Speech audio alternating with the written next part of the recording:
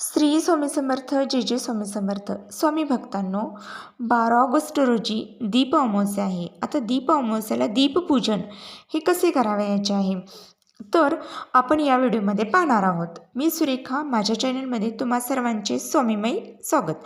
आता सकारात्मकता ऊर्जा आपल्या घरात जर निर्माण व्हायची असेल तर आपण दीपपूजा अवश्य करा. दीपपूजा ही केव्हा करायची आहे, कोणत्या वेळेला करायची आहे, तिला नैवेद्य कोणता दाखवायचा आहे, कणकीचे दिवे किती करावायचे आहे आणि त्या दिव्यांचं नंतर काय करायचं आहे, हे सर्व आपण या व्हिडिओमध्ये पाहणार आहोत. आता दीपपूजन करायच्या वेळेस आपल्याला जे काही आपण ठेवणीतले दिवे असतो, कधी कधी आपण फक्त व्रत वैकल्याला असते दिवे काढत असतो, तर ते दिवे देखील आपल्याला काढून घ्यायचे आहेत. आपण जे रोज देवपूजेला वापरतो ते दिवे काढून घ्यायचे. आपल्या घरामध्ये एकही दिवा शिल्लक राहू नये याची खबरदारी घ्यावी. तसेच जे काय आपण दिवाळीला पणत्या वापरत असतो त्या देखील तुम्ही जर तुमच्याकडे असेल तर त्या देखील तुम्ही काढू शकता आणि त्यांना स्वच्छ धुवून त्यांना करून त्यांची म्हणजे स्वच्छ धुवून स्वच्छ पुसून ठेवावे. आणि आपल्याला हे दीपपूजन कधी करावयाचं आहे, तर तुम्ही सकाळी करू शकता.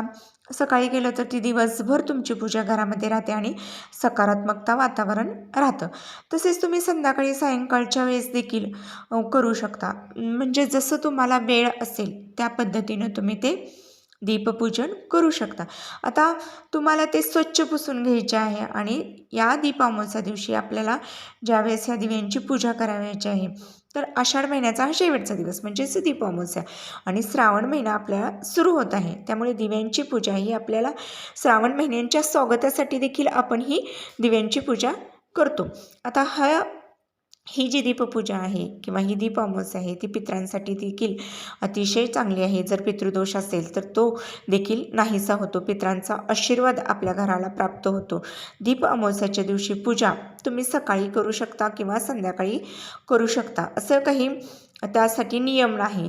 तुमच्या वेळेनुसार तुम्ही पूजा करू शकता. तुमच्या घरामध्ये जिथे कुठे मोकळी जागा असेल तिथे तुम्ही दीपपूजन करू शकता.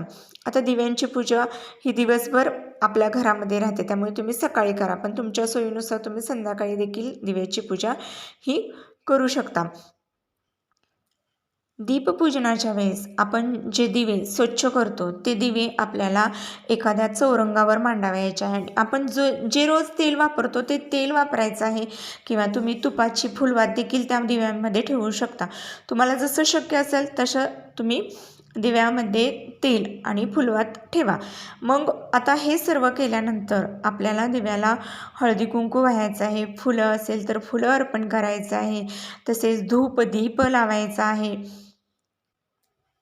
दिव्यांवर अक्षदा वाहायच्या आहे. अक्षदावरती तुम्ही म्हणजे तांदूळ टाकले तरी चालते, तांदळाला आपण हळदी कुंकू थोडंसं टाकून त्या अक्षता तयार करू शकता. आणि या सर्व दिव्यांना तुम्हाला प्रज्वलित करायचं आहे. तसेच पुढे आपल्याला चौरंगावर 2 विड्यांची पानं ठेवायची आहे, त्याच्यावर सुपारी ठेवायची आहे. गणपती बाप्पाची मूर्ती असेल तर तिथं ठेवा आणि गणपती बाप्पांना हळदी कुंकू वाहून फूल अर्पण करून गणेशाचं पूजन करायचं आहे. मग हे दिवे सर्व जे काही आहे ते आपल्याला प्रज्वलित केल्यानंतर त्यांना हळदी कुंकू लावायचं आहे. तसेच आता अग्निदेवतेच्या साक्षीने दिव्यांचे आपल्याला पूजन करायचं आहे. आपल्याला दिव्यांना हळदी कुंकू अक्षदा फुले अर्पण करायचे, धूप दीप लावायचा आहे, वस्त्रमाळसुद्धा आपल्याला त्यांना अर्पण करायचे आहे. जे तुम्ही बाहेरून साहित्याच्या दुकानातून वस्त्रमाळ आणू शकता किंवा घरी देखील करू शकता. हळद कुंकूंचा त्यामध्ये त्या वस्त्रमाळाला तुम्ही लावून ते वस्त्रमाळ तुम्ही दिव्यांना अर्पण करू शकता. आता दीप अमावस्या दिवशी तुम्ही मुरमुऱ्याचा म्हणजेच चिरमुऱ्यांचा नैवेद्य दाखवू शकता. त्यामध्ये खडीसाखर किंवा गोड फुटाणे टाकू शकता. साखरेचा किंवा दूध साखरेचा नैवेद्य देखील चालू शकतो. मग हे आपण आवर्जून दिव्यांना तो नैवेद्य दाखवा. आणि यामध्ये आपल्याला काय करायचं आहे की गव्हाच्या पिठाचे कणकीचे दिवे देखील आपल्याला करावयाचे आहे. तर हे गव्हाच्या पिठाचे दिवे करताना त्यामध्ये थोडेसे हळद टाकायचे आहे आपल्याला आणि ते दिवे आपल्याला एकमुखीच करायचे आहे. तसेच काही ठिकाणी बघा गव्हाच्या पिठामध्ये गूळ टाकून देखील घट्ट मळतात आणि त्याचे देखील दिवे करतात. म्हणजे जिकडे जी पद्धत असेल त्यानुसार तुम्ही ते करू शकता. आता एकमुखी दिवेच असतात, हे जे दिवे आपण करतो ते एकमुखीच असतात. मग ते दिवे तुम्ही 5, 7, 9, 11 याप्रमाणे तुम्ही दिवे बनवू शकता. त्या दिव्यांमध्ये तुम्ही तुपांच्या फुलवाती टाकून म्हणजे फुलवाती त्यामध्ये ठेवू शकता आणि ते प्रज्वलित करून दिव्यांची पूजा केली जाते. मग अशा पद्धतीने त्यांना देखील ओवाळलं जातं. त्या आपण जे कणकीचे दिवे केलेले असतात त्यांना देखील हळदी कुंकू लावायचं आहे आणि त्या दिव्यांनी आपल्याकडे आपण ज्या दिव्यांची पूजा केलेली आहे त्या दिव्यांनी ओवाळायचं आहे. आता आपल्याला शेवटी दिव्यांची ही कथा असते बघा, कथेच्या पुस्तकामध्ये दीप अमावस्येची कथा असते, ती आपल्याला वाचायची आहे, दिव्यांची कथा. आता दिव्यांची कहाणी वाचल्याशिवाय हे दीप अमावस्येची पूजा ही पूर्ण होऊ शकत नाही. त्यामुळे दीप अमावस्येला दिव्यांची कहाणी जरूर वाचा आणि नैवेद्य दाखवा. लह्यांचा नैवेद्य आपण दाखवू शकतो आणि घरातील सर्वजण तो नैवेद्य आपल्याला खायचा आहे.